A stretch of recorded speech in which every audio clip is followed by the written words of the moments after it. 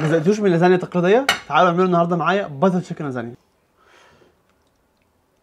اوف اوف اوف اوف. جبت الباتر تشيكن سويته وقطعته حتت صغيره زي كده، وفردت لير من الباتر تشيكن صوص على الصينيه، وابدا احط اللازانيا. هفرد الشيت كده. اللازانيا دي انا سويتها شويه على الميه، فايه ممكن تحطوها نيه، بس انا بحب اسويها شويه.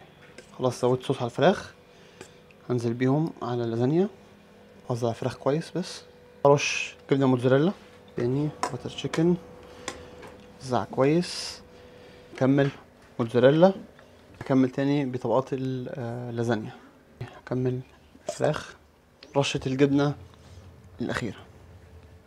نفسي ازود جبنه عن كده شويه، بس ماما قالت لي كتير قوي فهضطر اوقف للاسف. يعني هي موجوده معايا في التصوير. ندخلها الفرن لغايه لما يحمر، تقريبا نص ساعه 40 دقيقه، ولو طولت عن كده ممكن تولعها شويه من فوق. طلعتها من الفرن وهسيبها بس تبرد ربع ساعه على جنب عشان اعرف اشيلها من غير ما تسيح. من غير مبالغه خرافيه، جربوه وقولوا لي رايكم. دن.